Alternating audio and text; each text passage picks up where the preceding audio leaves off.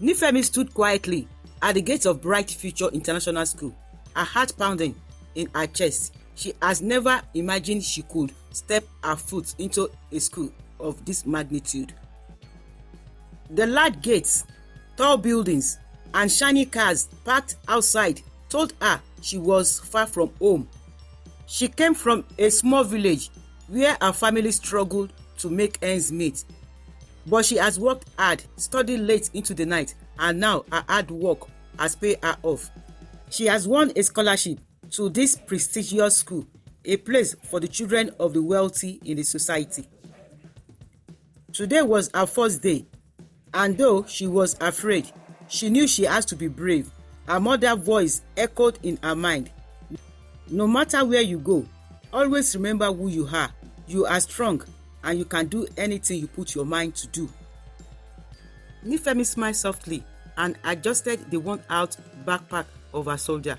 Her uniform, though neat and clean, was old and faded compared to the new one, the new expensive one worn by her classmate. Still, she walked into the school with her head held high. But not everyone was happy to see her. Funke Adekunle, the daughter of Chief Adekunle, one of the richest men in the country, watches Nifemi from across the courtyard with narrow eyes. Funke has everything: money, power, friends who followed her every move. But when she saw Nifemi, something inside her turned into jealousy. She doesn't belong here, Funke said, folding her arms to her friends. What does she want in this school? A low-life girl.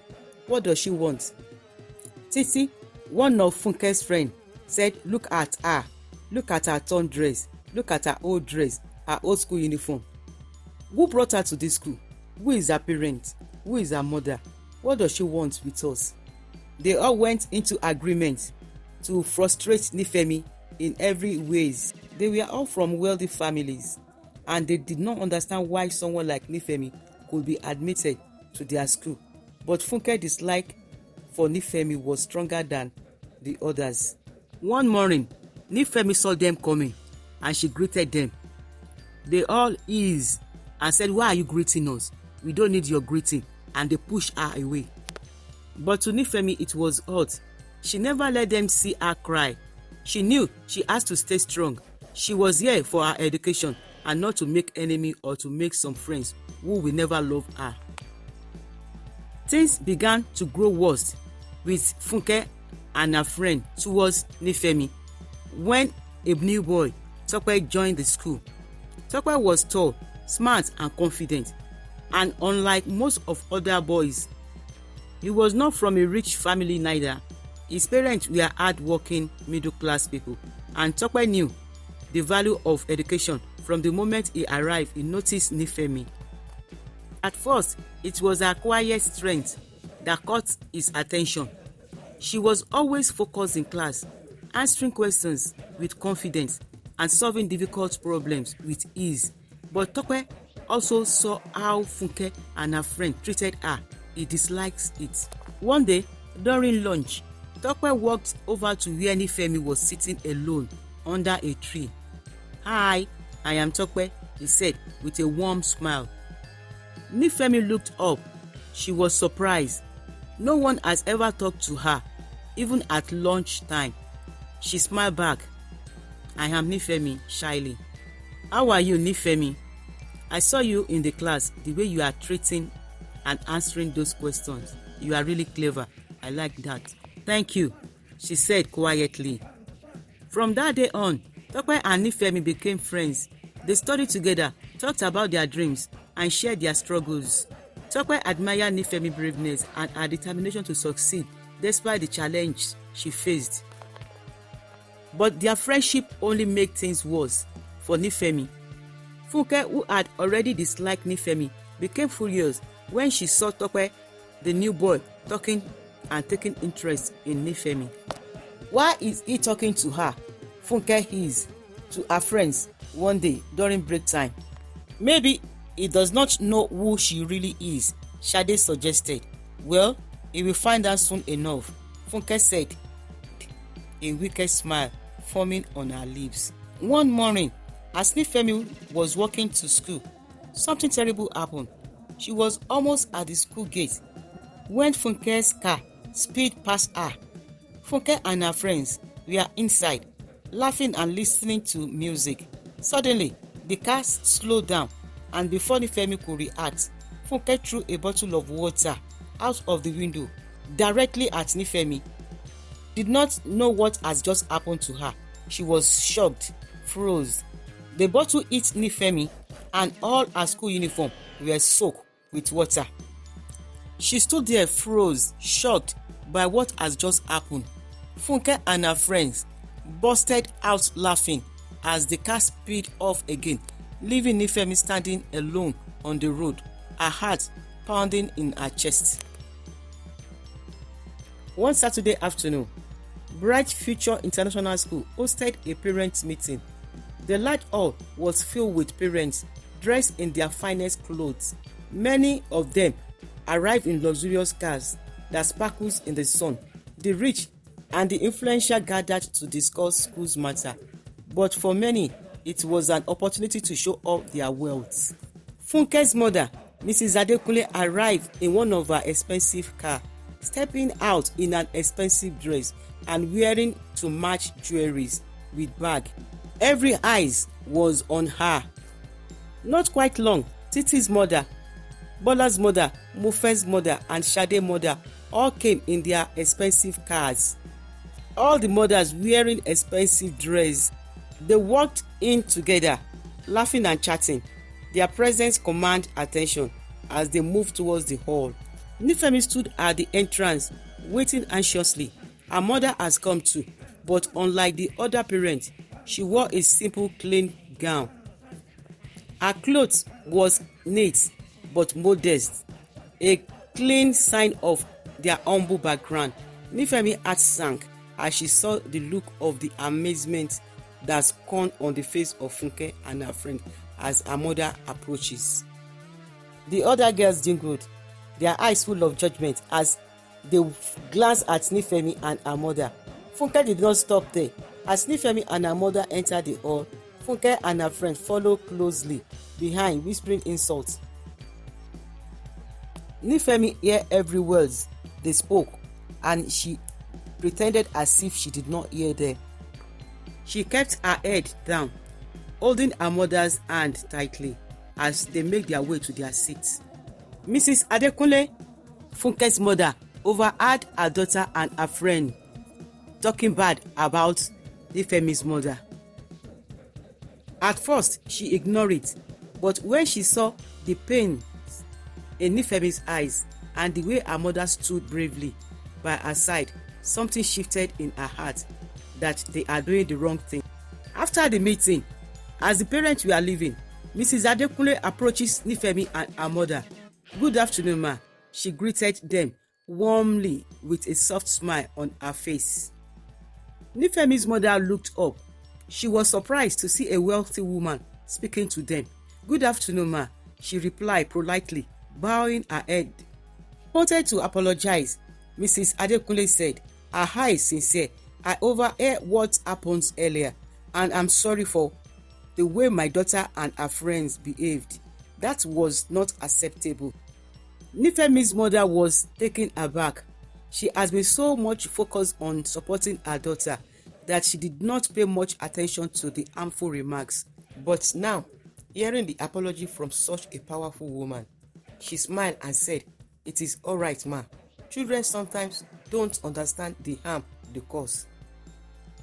"Yes, you are right," said Mrs. Adekunle. "Still, I would love to make it up with you.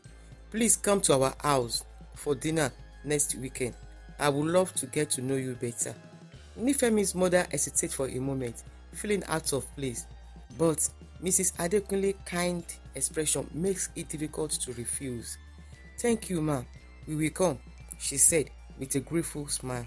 As Mrs. Adekunle walked away, Funke watched the whole exchange from a distance, her face twisted with frustration. She couldn't believe her mother was inviting Nifemi to their house. Why was everyone interested in that girl? First Tope, and now even my mother. The jealousy that burned inside her grew stronger, and Funke made up her mind she would never let Nifemi forget her place, not even in her family. The following weekend, Nifemi and her family arrived at Mr. Adekunle's mansion. It was the most beautiful house Nifemi has ever seen. The dinner went well, and Mrs. Adekunle was warm and welcoming, showing kindness to Nifemi and her family. However, Funke sat through the meal in silence, glancing at Nifemi whenever she thought no one was looking. The more her mother praised Nifemi's academic achievement and trying to make her family comfortable, the more angry Funke became and ate her mother for doing so. Before Nifemi and her family left that night, Mrs. Adekunle hugged them warmly, but as they drove away, Funke's hatred grew stronger for Nifemi and her family. Years passes, and eventually, Nifemi and Funke graduated from the secondary school. Both girls were admitted to the same university to study medicine. Despite the years that has passed, Funke's hatred towards Nifemi has only grown deeper. In the university, she did everything she could to make Nifemi's life miserable. Even Nifemi excelled in class, Funke could find a way to turn the other students against her.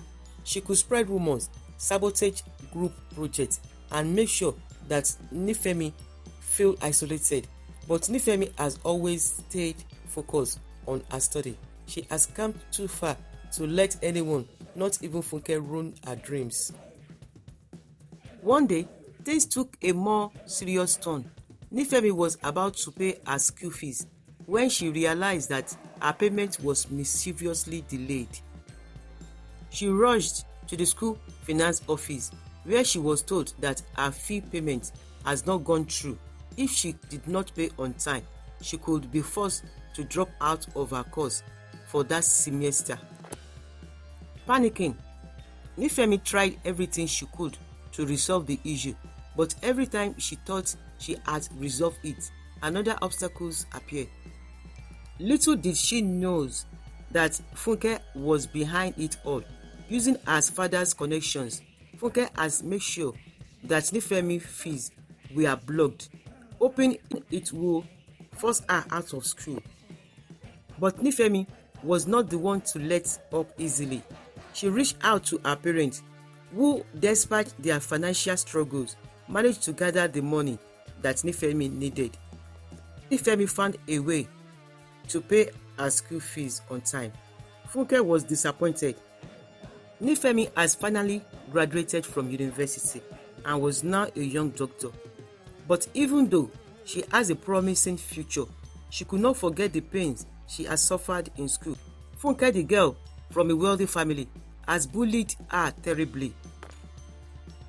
Even in the university, Funke has made life so difficult for Nifemi. One day, as Nifemi was at the hospital, she realized something important. Funke's action has not only hurt her feelings, but they has also affected her studies, her confidence, and her health. Nifemi has spent many sleepless nights and has to visit doctors for stress and anxiety caused by Funke's bullying. After so many years, I still feel everything she has done to me, even in my body, my bones, pains. Nifemi decided to speak to a lawyer about her experience. She gathered all the testimonies she could find, old messages from Funke, testimonies from people who have seen Funke bullying her, and even medical reports showing the stress and anxiety she has suffered. She told the lawyer everything that has happened. From the first day Funke saw her in the school, the day she threw bottle at her, the day she pushed her away, and so on.